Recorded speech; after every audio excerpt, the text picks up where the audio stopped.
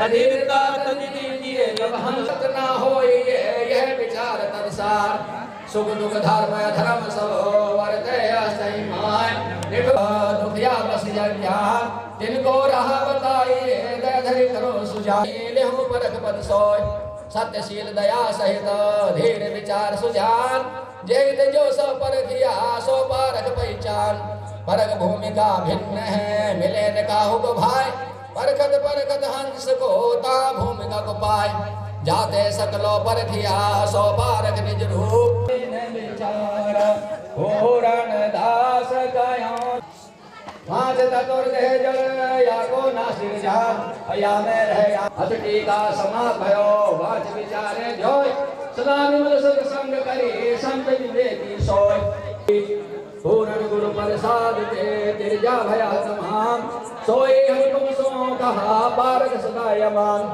Park पार के एक है भिन्न भेद कछ नाय देह विलास करि भेद है सो गुरु जो दर्शाय वेगा हो प्रमाण यारो वाणी के मंदिर जेते और हूँ सिद्धार्थ सो तो सर्व लो दिखायो सर्वहु को जाने सो तो सर्वहु से न्यारो रहे सर्वहु को जाने सो तो सर्वहु से न्यारो रहे सोए गुरु रूप निज पार प्रेम के साथ साहेब बदली साहेब बदली साहेब बोले श्री सद्गुरु देव की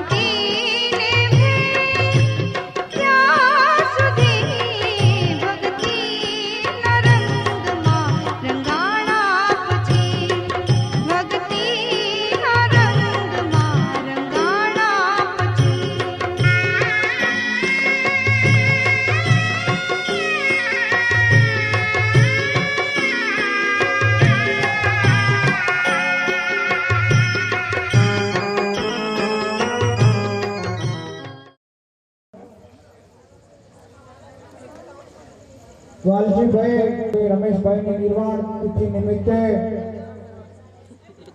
तमाम दूर दूर से बधारेला महापुरुषों भक्तजनों मेहमानों दरेक ने मारा कोटि कोटि वंदन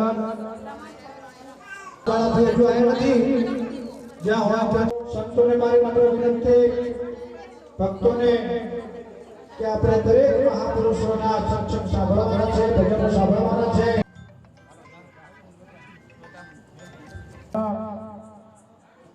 सागर भाई बद्रीवाली करो देख लो सही है नंबर नहीं है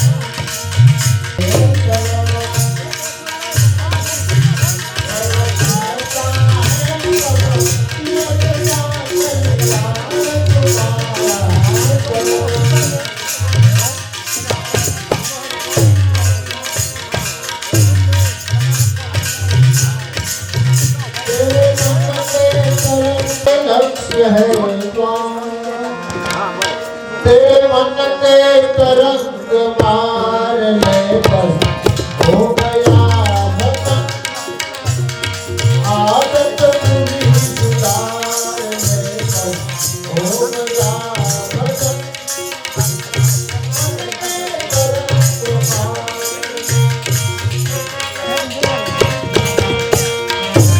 आया तू गाँव से और जाएगा कहाँ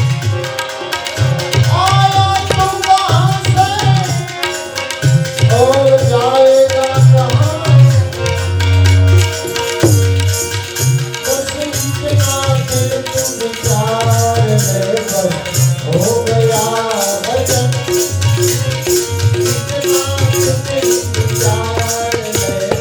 हो गया भजन मन के तरंग मार ले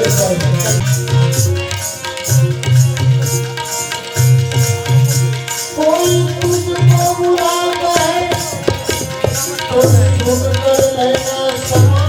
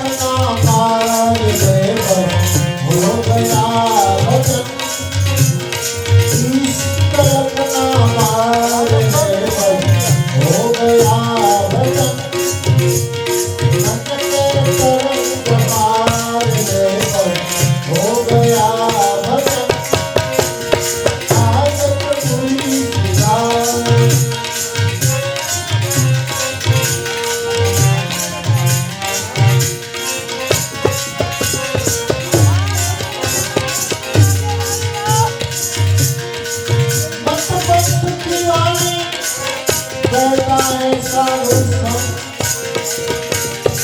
मत पंथ की वाणी कहता है साधु संत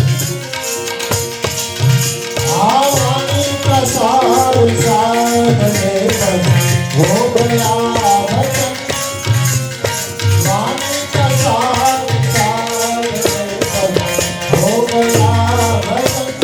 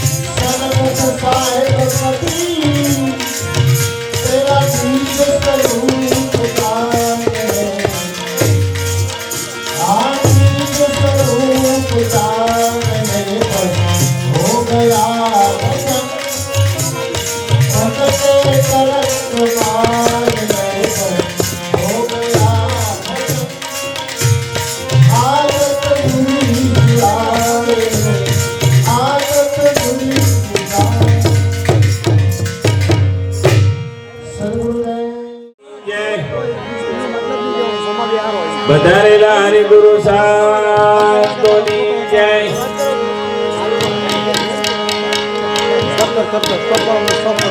ગીત ના જાને ભોગ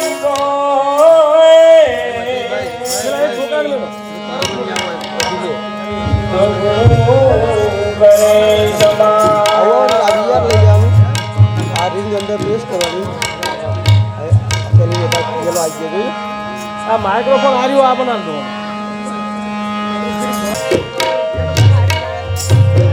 તમે ગો ભજન ગો પેલા વગાડ બનાવતો માનવદાન ગારો હે પોકારી માનવદાન ગારો કેતા પોકારી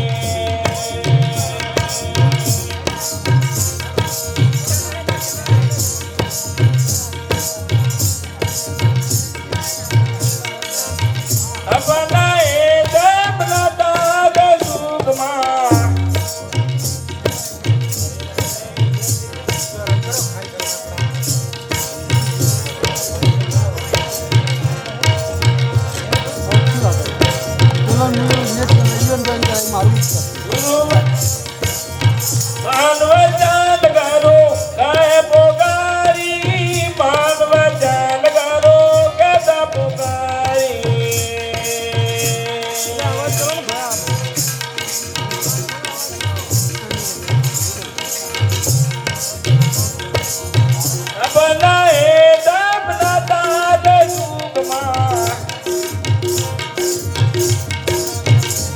दामाद नहीं दाता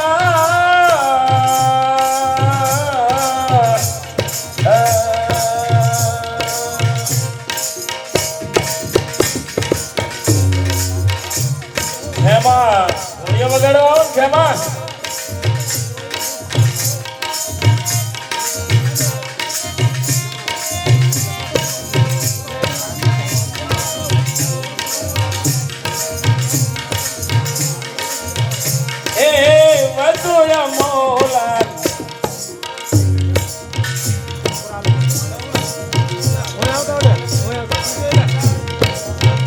मेरे जट करूं भली गुणाई पाता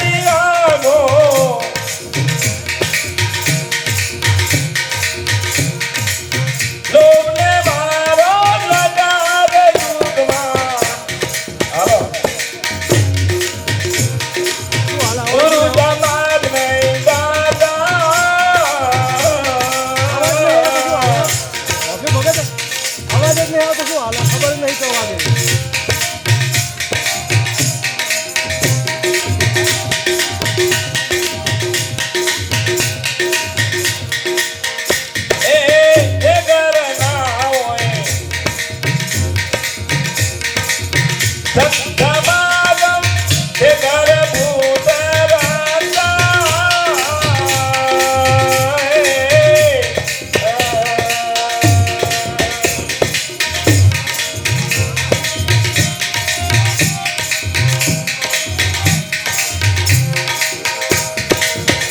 સાઉન્ડમાં ઘણો અવાજ નહીં કેમ ગતું છે જ નહીં અવાજ. વગાડો છું. એ ઘર ના હોય સમાગમ હે ઘર ભૂત રાજા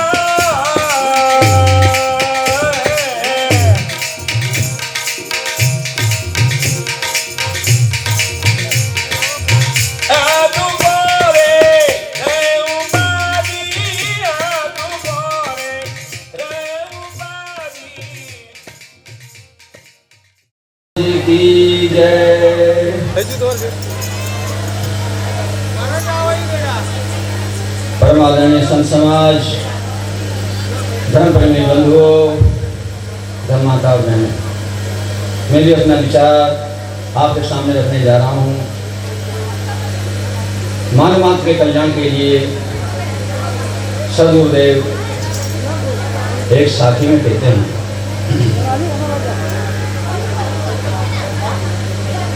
साचा सौदा कीजिए अपने मन में ध्यान, साचे हीरा पाइए झूठे मूलहान।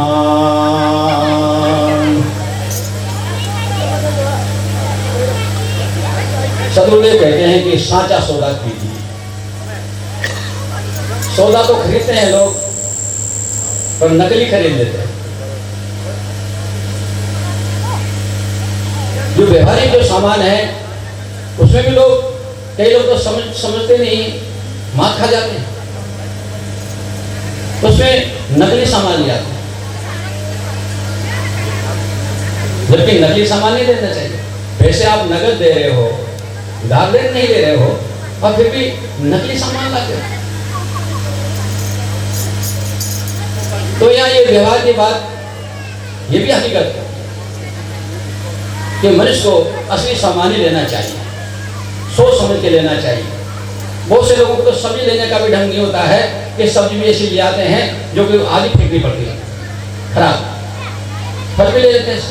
वो देने वाले जैसा कि सड़े सड़े फल रख देते थे, दो चार जो अच्छे रख देता है, नहीं तो सड़े सड़े रखता है। उसके अनुसार देगा तो सड़े रखेगा ही रखेगा। आप यदि छांट के लेोगे तभी आपके फल आएंगे, नहीं तो सड़े सड़े। कई बार मैंने हुआ ऐसे धोखा कि महाराज आपको रेंडर में पूछा दूंगा, मैं नहीं लेता हूँ, उससे आगे जाता हूँ, ऐसा होता है। तो ये तो है व्यवहारिक बात। व्यवहारिक बात में सब लोग होशियार है ही, पर बात ये है कि साहिब जो है परमार्थ के लिए, आध्यात्मिक जीवन में उतारने के लिए हमसे कहते हैं, सावधान करते हैं। क्या करते हैं कि साचा सौदा कीजिए। साचा सौदा क्या है? वो तो व्यवहारिक बात गई, अब आती है आध्यात्मिक बात, हमारे ऊपर आ रही है। तो हकीकत में देखो तो मनुष्य को यही पता नहीं है अभी तक भी। बूढ़े हो गए, 50 साल हो गए, 60 हो गए, मरने चले, और कई तो मर भी गए और मर जाएंगे, और उनको सौदा का पता ही नहीं है कि कौन सा सौदा मैं खरीद रहा हूँ। और जीवन हो गया पूरा नकली सौदा खरीद रहा है, पूरा लेन देन नकली, सारा काम नकली। अब कौन सा नकली वो बता रहा हूँ आपने जो है गैया के सामने आप नकली घास डाल दो तो नहीं खाएगी। बिल्ली के सामने आप एक नकली चूहा, प्लास्टिक का चूहा डाल दो तो नहीं खाएगी। कुत्ता के सामने आप नकली रोटी डाल दो, एक पत्थर की बनी हुई या मिट्टी की बनी हुई, कागज की बना के डाल दो, नहीं देखेगा ही नहीं उसे। जानवर होकर भी इतना जानता है वो कि नकली है, देखेगा भी नहीं। परंतु एक इंसान होकर के, पढ़ा लिखा होकर के, बुद्धिमान होकर के, और वो जो है वो नकली में फंस जाता है। अब कैसे फंस जाता है नकली में, वो बता रहा हूं मैं आपको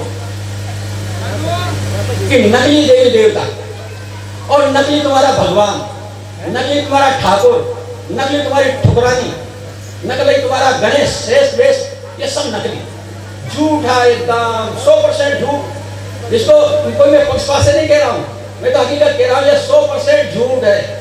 और नहीं मानो तो ये महात्मा से पूछ लेना भाई, बाद में पूछ लेना, ये हकीकत बात है, ये झूठ है।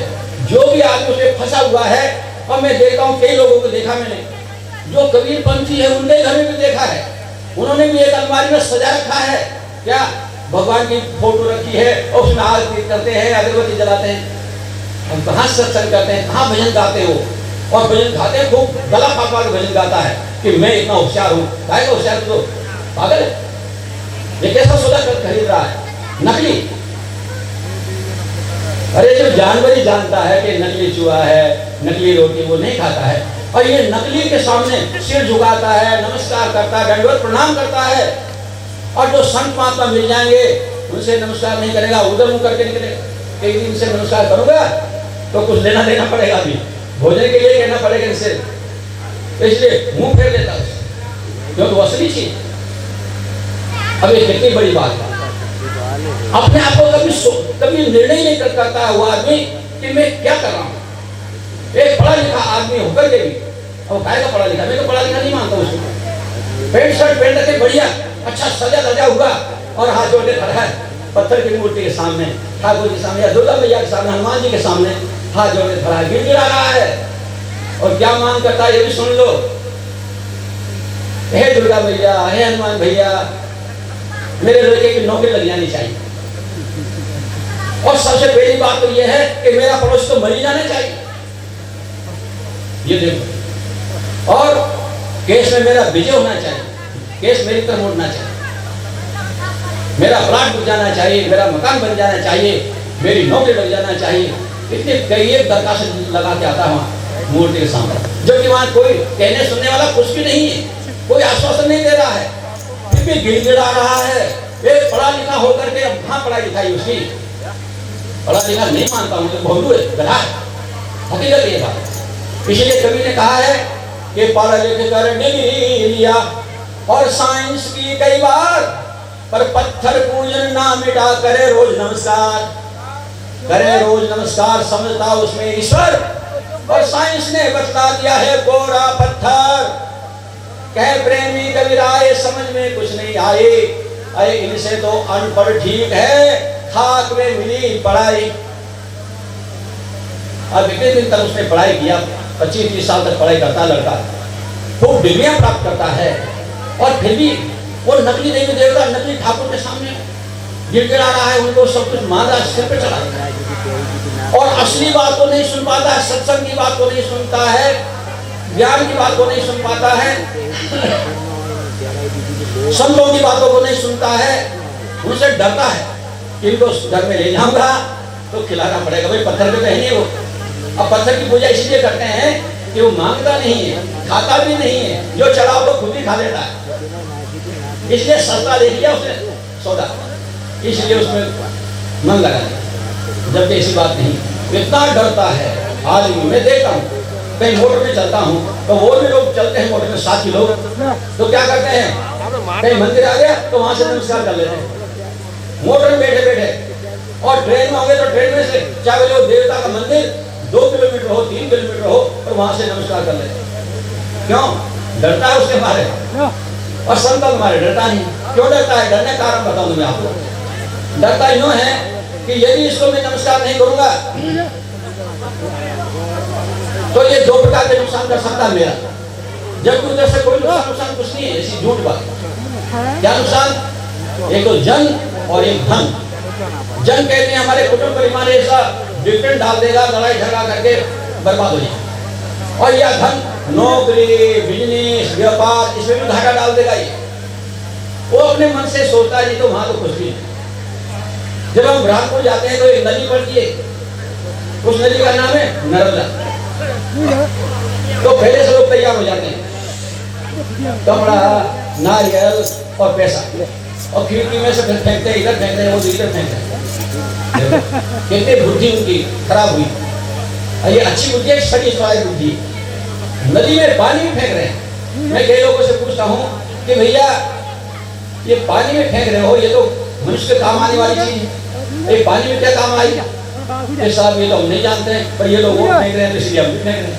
पैसा भी फेंकते हैं। अब बताओ, पैसा भी बर्बाद होता है, नारियल बर्बाद हो रहा है, कपड़े बर्बाद हो रहा है, उसका सब बर्बाद हो रहा है। ऐसी गलत फहमी मनुष्य के हृदय में बैठी हुई है। ये आज से नहीं, पहले से बैठी हुई है, परंतु आज तो वैज्ञानिक युग है, फिर भी लोगों के खोपड़ी में इतनी अकल नहीं है कि मैं क्या करने जा रहा हूं।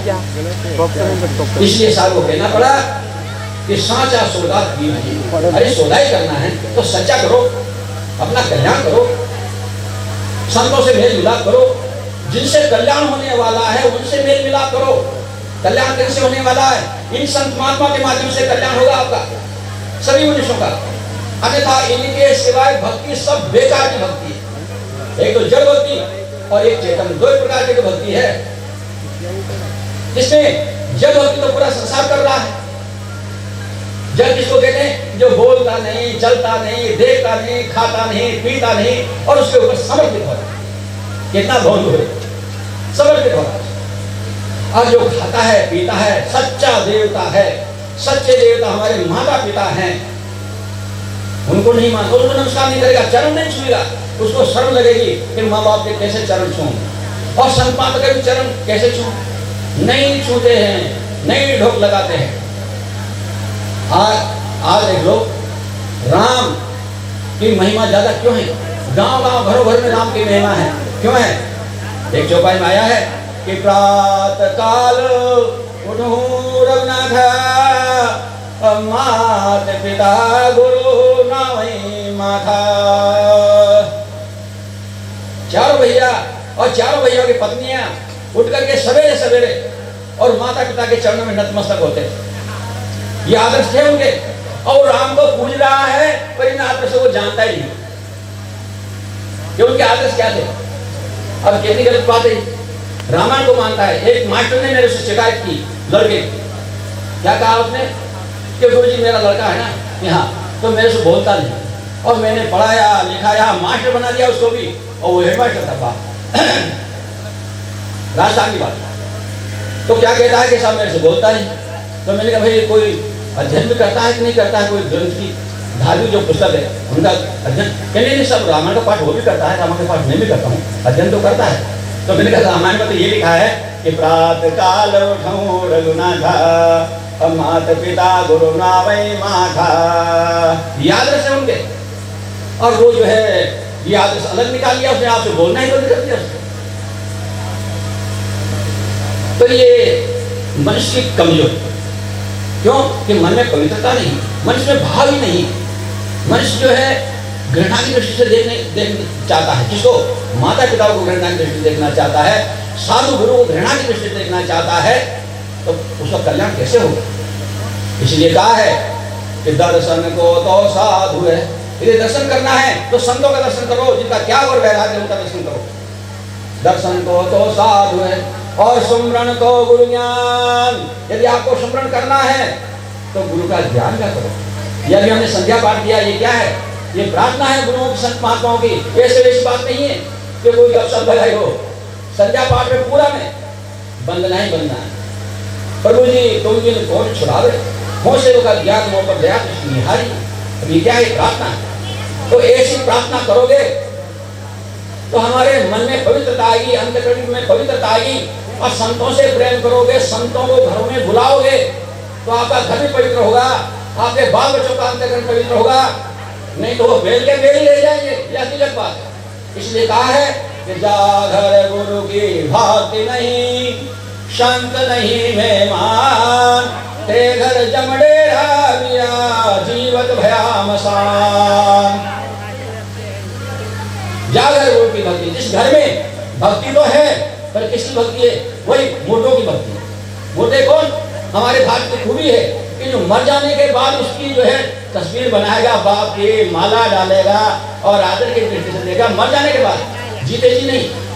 जीते जी उसे बात नहीं पूछेगा, पिताजी आपने चाय पिया कि नहीं पिया, आपको क्या तकलीफ है, आपको कोई कपड़े की साबुन की कोई कमी हो तो बताओ, नहीं पूछेगा। मरने के बाद बहुत आदर की दृष्टि से देखेगा। फिर ये लक्षण तो मरने के बाद क्या है, जिंदे ही सेवा करना चाहिए। इसलिए कहा है कि जागर गुरु की भक्त नहीं। उन मुर्दों की भक्ति तो है, देवी देवता सब मर गए और उनकी भक्ति करे। जो जितने भगवान मान रखे हिंदू समाज ने वो सब मर गए, कोई जिंदा नहीं। तो मरों की भक्ति पूरे संसार कर रहा है, परंतु जिंदे जो सदगुरु की भक्ति नहीं कर रहा है तो कोई भक्ति बेकार की भक्ति है। इसलिए कहा है कि जागर गुरु की भक्ति नहीं, संत नहीं मेहमान। संतों को कभी मेहमान नहीं बुलाए। मेहमान तो आते ही पर कौन, वही रिश्तेदार नातेदार ले जाते हैं और उनसे कल्याण नहीं होगा, वो बेहाल की बात है। और जो कल्याण तो उनसे होगा जो संत महात्मा आएंगे अपने घर में, वो कल्याण करेंगे, आपका सुधारा करेंगे, आपका खान पान सुधारेंगे। संतों के बिना सुधार होगा ही नहीं। मैं तो देखता हूँ जो गुरुमुखी नहीं है, बड़े लिखे लोगों के घर में भी कमी दिखती। बड़े लिखे लोगों को जाकर मैंने देखा, और सभी जातियों में जाता हूँ तो सभी जाति के लोग क्या कहते हैं, धाकर समाज में जाता हूँ तो क्या कहते हैं, साहब में तो धाकर चमा के सब 40। बताओ। मीणाओं के घर में जाता हूँ, जब रोटी बनाने की बात आती है चौके में जाता हूँ तो देखता हूँ कि ये क्या कर रहा है, तो क्या कहते हैं, माँ तो मीणा साहब सब 40। ब्राह्मणों के घर में जाता हूँ तो वहां भी ऐसा ही कि भाई तुम तो ब्राह्मण हो और तुमको साफ सफाई लेना चाहिए, क्या कर रहा है ये साहब, हम तो ब्राह्मण है और ब्राह्मण का तो हाथ पड़ते सब पवित्र हो जाता है गंगा जी। ये बताओ, इतनी जो है झूठ बोलते, अब कौन बचा फिर? सभी जाति के लोग ऐसे कह देते हैं तो क्या सुधार करोगे? इसीलिए कहा कि जागर गुरु के भक्त नहीं और संत नहीं मेहमान, तेघर जब नेरा दिया जीवत है मसान। उस घर में यमराज का निवास रहेगा और रहता है। अब आप विचार करते हो यमराज कैसा है? यमराज कोई दांत वाला, पूंछ वाला, सींग वाला नहीं होता है। यमराज कहते हैं कि हमारे परिवार में बिगाड़ानंद बन गए, वही यमराज। कोई शराबी बन गया, कोई जुआरी बन गया, कोई धूम्रपान में आदत खराब कर दिया, कोई और भी दूसरी आदत खराब कर ली और उन आदतों से जीवन बर्बाद हो जाता है। कई लोग मर गए, मरते हुए देख रहे हैं, कई उदाहरण मेरे पास है। क्योंकि मैं जब जाता हूँ ना तो सब मालूम पड़ता है, सब लोग शिकायत करते कि ऐसा हुआ था। इसलिए कहा है कि जागर गुरु की भक्त नहीं, संत नहीं मेहमान, बेघर जम डेरा दिया जीवन भया मसान। और जीते जी वो घर शमशान तुल्य है। अब कहोगे कि शमशान कैसे साहब, शमशान में तो मुर्दे जाते हैं और वो जिंदे हैं। हाँ जिंदे तो है, परंतु वो मुर्दे क्यों हैं? वो यूं है जिसमें भाव नहीं, भक्ति नहीं, सज्जनता नहीं, पवित्रता नहीं, लौटा नहीं है, किसी से नमस्कार कर नहीं करता है कि नमस्कार करे तो वो करे, मैं क्यों करूं? ये अहम भाव भरा हुआ है, गर्व गुमान भरा हुआ है। वो छोटी जाति का है, वो छोटा है, वो अनपढ़ है, वो गरीब आदमी, पैसे वाला भी नहीं है। मैं तो बहुत पैसे वाला हूँ और मेरे को बड़ा पद पे हूँ, कोई मास्टर है, कोई वकील है, इंजीनियर है, तो मैं नमस्कार क्यों करूँ? ये अहम लोगों को खा गया अभिमान। इसीलिए मनुष्य को अभिमान को छोड़कर और निर्मल बनाना चाहिए, अपने जो सुधार करना चाहिए। वो सागर भाई भजन बोल रहा था कि आदत पूरी सुधार लो, बस हो गया भजन। भजन का मतलब ये है कि अपनी आदत को सुधार लो, निर्मल बनाओ, पवित्र बनाओ और अपना कल्याण करने की कोशिश करो, आगे बढ़ो। आगे बढ़ने का समय फिर नहीं आएगा कभी। ये तो आज है, हमारे जीते जी, हमारी आंखों के सामने देखते देखते आज ही कल्याण करोगे अच्छी जीवन में तो होगा, नहीं तो वरना फिर कभी नहीं हो सकता। इतना कहकर मैं वाणी को यहीं विराम देता हूँ। बोलिए श्री सद्गुरु देव। हेलो, कृपाल साहेब ने कोटि कोटि वंदन। खूब आपने अंधश्रद्धा विषय કે જે ચિત્રમણનો ઉંદર છે એને બિલાડી પણ ફાળ ભરતી નથી, એટલે સાહેબે કીધું છે કે મૂર્તિ કોરી મંદિરમાં બેસાડો એ કોઈ મુખડે બોલે, ભણે કબીરા સુનો ભાઈ સાધુ, સત વચનમાં રહેના। ખૂબ ખૂબ ધન્યવાદ।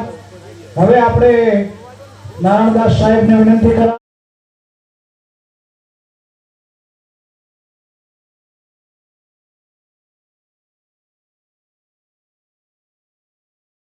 जीते जी जो है उनको नहीं मानते और जो मुर्दे हो गए हैं उनको मानते। सदगुरु कबीर साहब की एक साखी है, उस पर हम थोड़ा विचार देंगे। सदगुरु कबीर देव ऐसे महापुरुष इस धराधाम पर आए हैं आप जानते हैं जिन्होंने निर्भयता का पाठ पढ़ाया, संसार में सबसे ज्यादा भय है तो किसका है भय? आप सभी जानते हैं सबसे ज्यादा भय है तो मौत का भय। सभी लोग डरते हैं, किससे डरते हैं? मौत से डरते हैं। पर जबकि मौत अनिवार्य है। वास्तव में यदि हम संत महापुरुषों के वाणियों को सुने, समझें, विचार करें तो डर नाम मौत का डर है ही नहीं। क्योंकि हम आप सब जाने कि मौत होता ही नहीं। मरता कौन है? कोई चीज मरता नहीं। आत्मा मरती नहीं। आत्मा अजर है, अमर है, अखंड है, अविनाशी है। हम लोग रोज पाठ करते हैं, अजर अखंड रूपे परम प्रकाशी देखो। तो जब वो अजर है, अमर है, अखंड अविनाशी है, मरता नहीं तो डर किसका? और जो मरने वाला है वो कभी रहता नहीं। संसार में कितने बड़े बड़े राजा आए, महाराजा आए और सब चले गए। सदगुरु कबीर देव कहते हैं एक साथी में कि पैग पैग पैगंबर गाड़े सो सब सज भो माटी। बोलते हैं कि जो हम आप चलते हैं जमीन में, बड़े एक पग पर बड़े बड़े पैगंबर राजा महाराजा आए और सब चले गए। और बोले जो आया वो भी जाएगा, आया है सो जाएगा। कबीर साहब के साथी है, हम आप सब जानते हैं। साहब कहते हैं आया है सो, बोलो आप लोग भी जानते हो, आया है सो जाएगा। राजा रंग फकीर और एक सिंहासन चढ़ चला एक बांधा जा। बोले जाने जाने में यही होता है, एक तो सिंहासन पर बैठ कर जाता है और एक जंजीरों में बंद करके जाता है। इसीलिए हमें संतों के वाणियों को सुनना चाहिए। अभी साहिब जी ने कहा कि हम लोग क्या है, जीवन में जानते बहुत है पर मानते कौन नहीं जानता है? बताओ। सभी लोग जानते हैं पर मानते नहीं। ये जड़ है और ये चेतन है, कौन नहीं जानता? बताओ। क्योंकि ये शरीर जड़ है। हम आप सब जानते हैं कि आगी, पानी, माटी, हवा, आकाश, ये 5 तत्व है ना। इन 5 तत्वों से शरीर बना हुआ है। 5 तत्व का पुतला। कबीर साहब बोलते हैं ये 5 तत्वों का पुतला। पुतला आप समझते हो, खेतों में बनाते हैं पुतला। राजस्थान में हमने देखा जो बाजरी का खेत है उसमें पुतला खड़ा कर देते। आपके यहाँ भी खड़ा करते हैं कि नहीं खड़ा करते? वो जंगली जानवर आते हैं जिसे वो पुतला देकर भाग जाए, उसका फेटा बांध देते हैं, माथा हाथ ऐसे लगा देते हैं और खड़ा कर देते हैं उस पुतले। तो बोलते हैं राजस्थान में लोग बोलते थे कि साहब 1-2 दिवस तो पुतला खड़ा रहता है, बाद में फिर वो गिर जाता है। हमने कहा वो कैसे गिर जाता है? बोले जो जंगल की गाय होती है ना, जिसको हम नील गाय बोलते हैं, और यहाँ पर क्या बोलते हैं, वो जंगल की गाय आती खेतों को चढ़ जाती। तो बोलते हैं वो आती तो पहले दिन आती तो देखती कि कोई आदमी खड़ा है तो दूर से देखती, फिर दूसरे दिन आती है तो देखती तो वैसे खड़ा तो थोड़ा नजदीक जाती, फिर तीसरे दिन आती है तो और नजदीक जाती है, देखती है कि आदमी नहीं है, लगता है ये कौन है? पुतला है। वो जानवर जान जाता है कि जाना नहीं, बूझा नहीं, समझ किया नहीं, कौन? और अंधे को अंधा मिला तो राह बतावे, बताओ कौन रास्ता बताए? इसलिए बोलते हैं पहले सबसे पहले जानो। रामायण में बहुत सुंदर चौपाई आई, कहते सुन समझ जन मोदित मना और मंजई फल अनुराग, लाए 4 फल अछत तना, असाधु समाज प्रयाग। आप ये न समझो कि हम यहाँ बैठे हैं रामनगर, यहाँ गांव में बैठे हैं। हम आप सब कहाँ बैठे हैं? एक प्रयागराज में बैठे हैं। क्योंकि जहाँ संतों का समागम होता है वो चलता फिरता तीर्थराज प्रयाग होता है। आप देखो प्रयागराज आप जाएं तो कितना खर्चा करना पड़ेगा। पहले यहाँ से टिकट बुकिंग कराओ, ये खर्चा करना पड़ेगा, समय निकालो, फिर आप वहाँ जाएंगे। गंगा जमुना का संगम है, उस संगम में आप स्नान करेंगे, गोता लगाएंगे। तो जब आप स्नान करेंगे तो आपका शरीर ठंडा हो जाएगा, पर मन आपका ठंडा होगा? आप बताओ, मन ठंडा होगा? मन नहीं ठंडा होगा, आपका शरीर ठंडा हो जाएगा। पर यदि इस सत्संग में आप गोता लगाएंगे तो जहाँ पर आप बैठे हैं, इस सत्संग में आप गोता लगाएंगे तो आपका क्या ठंडा होगा? मन ठंडा हो जाएगा। बोलो सतगुरुदेव की। तो मन चल रहा है, मन में तो हमारे काम भरा है, मन में तो हमारे क्रोध भरा है, इतना भरा हुआ है संसार में। आज आप देख रहे हैं, जो लोग संतों से दूर रहेंगे वो धन भले कमा ले, पर सद्बुद्धि नहीं प्राप्त करेंगे, वो धन भी कोई काम आएगा नहीं, वो भी लड़ाई झगड़ा में चला जाएगा, धन का सदुपयोग नहीं होगा। आप देखो यहाँ इतना बड़ा मेला, हमारे भाई नाम तो हमें मालूम नहीं, पर उन्होंने ये सब प्रबंध करके और अपने धन का सदुपयोग कर रहे हैं। धन तो सभी के पास होता है, पर लोग जब बुद्धि सही नहीं होती तो धन का सदुपयोग कर पाते नहीं। ये संत महापुरुषों को दूर दूर से बुला करके और उनकी सेवा का लाभ ले रहे हैं। तो कहते हैं इस सत्संग में यदि हम गोता लगाएंगे तो हमारा मन ठंडा हो जाएगा। इसीलिए कहते हैं भरी सत्संग की दरिया नहा लो जिसका जी चाहे। बोलते सत्संग रूपी दरिया, और जिसका जी चाहे वो नहा ले, इसमें कोई जबरदस्ती नहीं है। बोले तो आप आनंद से जाएंगे तो कहते हैं सुन समझे जन्मोदित मन, प्रसन्नता पूर्वक।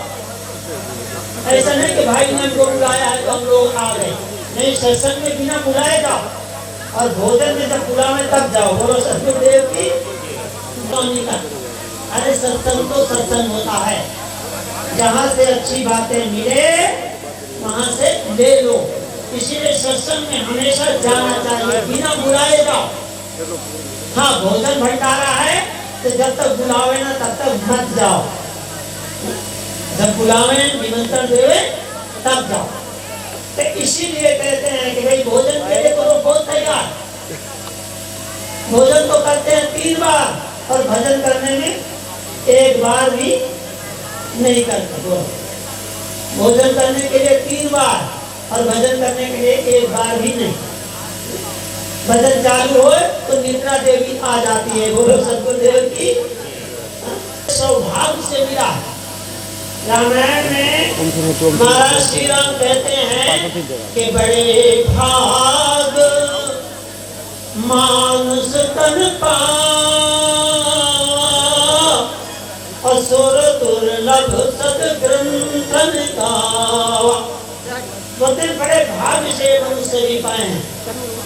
उन्होंने नहीं कहा बड़े, आपको देखना है तो बड़ौदा में आना हमारे, और म्यूजियम में रखी है, और वो कितनी उसकी हड्डियां रखी है 70 फुट लंबी भेड़ मछली, और वो भी बोलते हैं 3 दिन का बच्चा था। मैं क्या नहीं बोलते बताओ, 3 दिन का बच्चा 70 फुट लंबा, उसकी वहाँ पर म्यूजियम में रखा हुआ।